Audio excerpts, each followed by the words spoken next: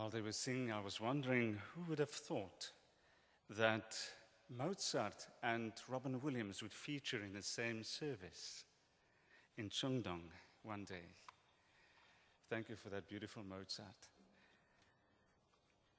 I would like to refer to our Hebrew lesson. In Psalm 8, the psalmist asks the question, what is man that you think of him? What is man that you think of him? Just a question, what is man? And I would like to talk to you this afternoon, the Gospel according to Robin Williams. Now, Robin Williams is dead. Long live Robin Williams. Known for his dazzling performances as actor and the electricity he has on stage and on the big screen, he was one of the most colorful people in entertainment and will long be remembered for his passion, his talent, the joy he brought to millions. On the other hand, he will also be remembered for his struggle with depression, addictions, and the way he eventually exited life. Now, reading the various lamentations of the suicide of Robin Williams, I'm troubled by the tendency for people to take a single deed to define a man's entire disposition towards life. Yes, we can frame a person who lost his battle with depression. The fact is that on that Monday, he had a bad day, a fatally bad day. Reading about his life and watching some of the old movies again, I was struck by the intensity this man lived his life. But I was surprised by the profound things he had to say about Christianity.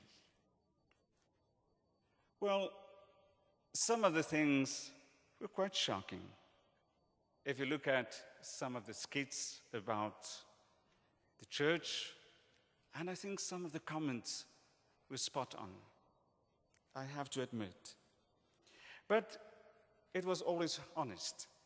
So in an interview in 2006 with Diane Sawyer, Williams, who was also an Episcopalian, talked about faith. And it was one of the serious interviews he had. And he talked about faith. And when I read it, I was surprised. And I thought, but deep down, there's this honesty in this man. Deep down, there was this undercurrent of struggle, maybe something that was hidden by all the laughter and all the electricity and all the comedy. And that was a very profound view on faith and on Christianity. And when I read that, it struck me as this is what the gospel is. It is something about the essentiality of faith. What is the gospel all about? And this is what he had to say. He said, I would call it the ultimate Christian gift. It's the idea of you're back and you realize that the things that matter are others way beyond yourself. Self goes away, the ego goes away. You realize that there are a lot of amazing people out there to be grateful for and a loving God. And other than that, good luck. That was life all about.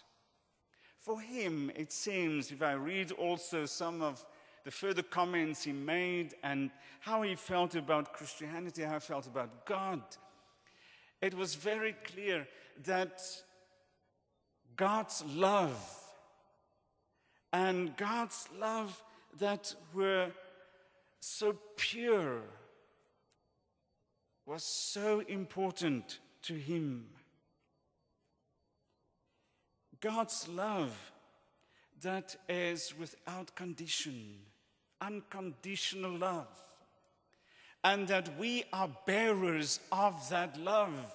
We are the recipients, we are the recipients of that gift, to be the recipients of God's unconditional love, and then to be the bearers of that love.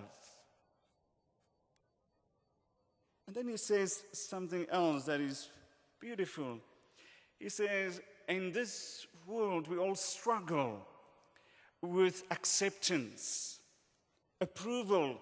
We are in this life-sucking race for approval from others. We try to earn love. We try to earn others' approval.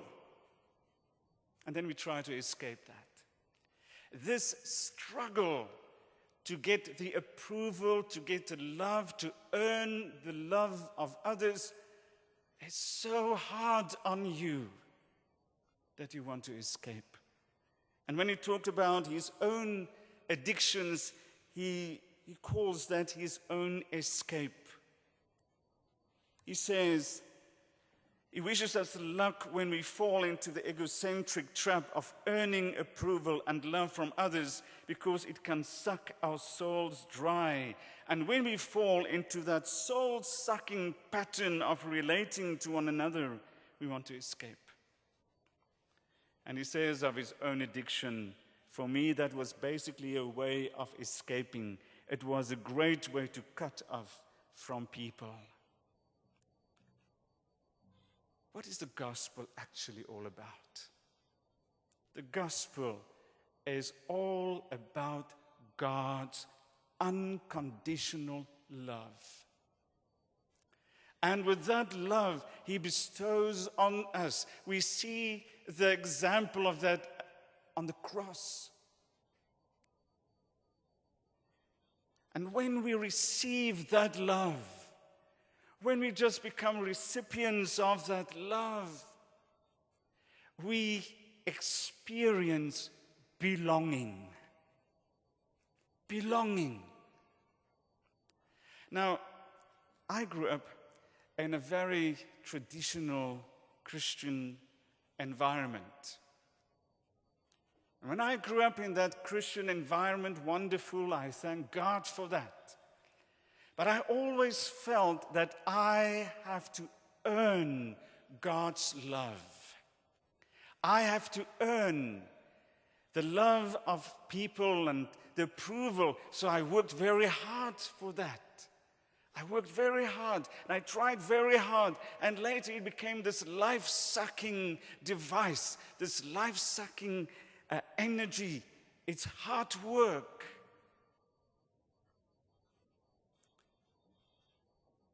The gospel of God, the good news of God is that it's not, I cannot get it. I cannot earn it. I cannot work hard for it. It's there. It's free. I can only be a recipient of that. And once I'm a recipient of that, I become the person that can or that want to change. I always thought I have to change in order to get God's love and in order to belong in God's family. But it's actually the opposite. Once I'm a receiver of that love, I'm a recipient of God's favor and God's love, and I realize that is when I want to change. I want to let God's love change me in everything He wants me to be to reach my full potential. So it's all about God's love, me as a recipient, the receiver of that, and then the bearer of that, the one that goes out and I bear God's love. Wherever you go, you are the bearer of unconditional love. And that is one thing that Robin Williams, that he grasps. One thing that was very dear to him, he understood that. Or something of that. When I read his interviews. If I look at other people, theologians or people that understood this, I see a person like Henry Nouwen, who wrote a wonderful book about being the beloved of God. He understood it. He understood what it was not to be the person who tried to live it up, but a person who's just receiving it. You see, to understand this, to really experience this, we have to ask ourselves the question that the psalmist asks when he says, "What is man? Who am I? Who are you?" And I've got a few answers. If I look to science, if I look at biology, and then I look at the Bible, who are we? In the first place, there's this study done by Vernon Grounds, and he says, well, man is garbage. Man is actually rubbish. It's shocking to hear that. But if you look at his facts, it makes sense. Well, he says that there was this researcher, Bernard Russell, and Bernard Russell says, well, the human body contains enough fat to make 7 bars of soap, enough iron to make a medium-sized nail, enough phosphorus for 2,000 match heads, and enough sulfur to rid oneself of fleas. And then we contain a lot of water, don't we? Well, that is one view of man. If we look at ourselves in that way, well, what is there? The second, there was this guy, and he said, well, Fred Hoyle is his name. He said, well, man is actually more than just rubbish. He is a machine. Now, Fred Hoyle lived quite a long time ago, and he asked this question, what is man? Well, ingenious machine, he says, a self-balancing, 28-jointed, adapter-based bibit, electrochemical reduction plant, and he goes on, describing man as a machine. I think if he had lived in our age, maybe he would have described man as a computer or maybe a phone. Just think of all we can do. We are very much like a phone or a computer. We have to be updated all the time. We have a hard drive, we have software, we have all of that. I told the people in the morning service this morning that I usually tell my students that there are 2 kinds of people here. There are the Apple people and the Galaxy people. Now, I was an Apple man for a long time, for 4 years, and at the end of that term of 4 years, I realized eventually what about maybe half my Apple iPhone could do. And then I changed to be a Galaxy man. And I think it will take me about 8 years to realize what this thing can do. Maybe we are like that, machines. We can do a lot of things. If we update the hardware every now and then, we can do more. And every now and then we realize, well, there's another app available. Man is machine. But somebody else came and he said, a man with the name of Lauren Aisley, and he was a scientist, but he was also a bit poetic in his science writing. He says, no, man is an animal. He asks the question, what is man? He says, he is a cosmic orphan, a primate which has evolved into a self-conscious, reflective, symbolizing animal. Now, he goes a bit further. He says, well, you are linked by a genetic chain to all the vertebrates. The thing that is you bears the still aching wounds of evolution in body and brain. Your hands are made over fins. Your lungs come from a swamp. And your femur has been twisted upright. And so he goes back and describes man as an animal. He says about 2 million years ago, or 70 million years ago, we were the size of a rat. We ate insects, and now he says, now we fly to the moon. Oh, that's another way to describe us. We have these animal instincts. We evolved and all what goes with that. But that's not all that we are. What I like is that I am, and you and I, we're God's image.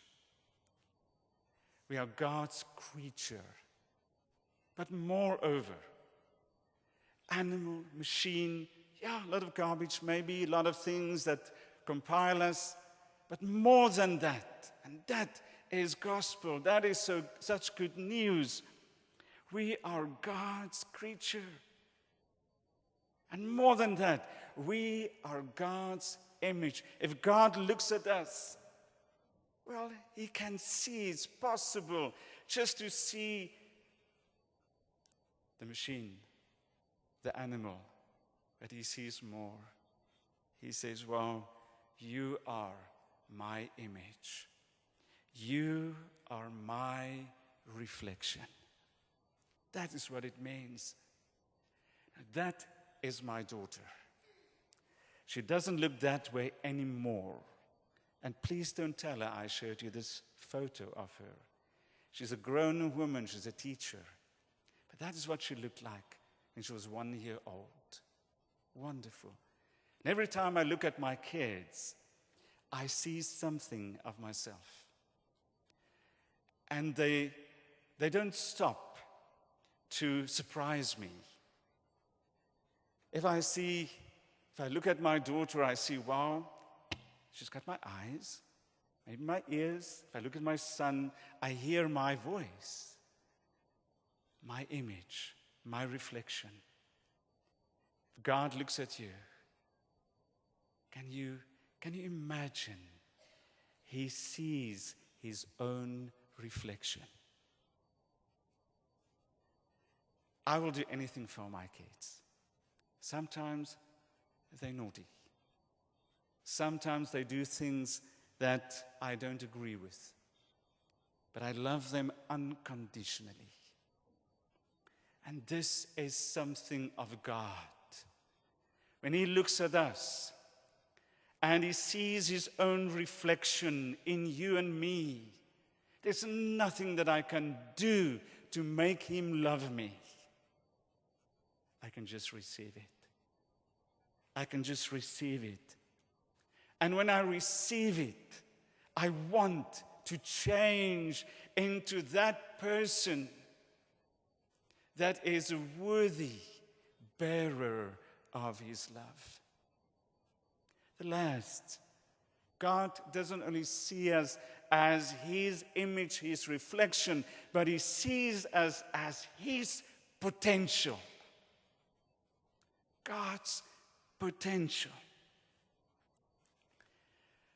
What can God do through you and me on this earth, in this world full of hurt, in this world full of sadness, in this world where everyone tries to be the best, to earn love, to earn approval, to earn something that is not, well, God looks at you. If I look at my kid, I see potential. I'm not a rugby player, but I have friends who are rugby players. Rugby is South African, can I say football? It's the antithesis of American football. But I have friends, when his child was, one of my friends, when his child was born, he stood there and he said to his wife, "This is a new rugby player. He's a new Springbok. He's a new champion." He could see in him potential. When God looks at you, he sees the bearer of his love. I don't have to change to earn his love. But when I experience his love, I do change. I cannot but change. I cannot but change dramatically. Back to Williams. I watched that wonderful movie he starred in, Dead Poets Society, many times. And I will never forget the words that he spoke and instilled in his students. Seize the day. Seize the day. Carpe diem. So you see, if I'm a recipient of the love of God, and his love is changing me to be a bearer of that love, I cannot then but seize the day. Be all that God has intended me to be. May God help us with this understanding of the gospel, maybe the gospel according to Robin Williams, but also the gospel according to the Bible, to be the recipients of unconditional love, that it can change you and can change those who get into contact with you. May God help us. Amen.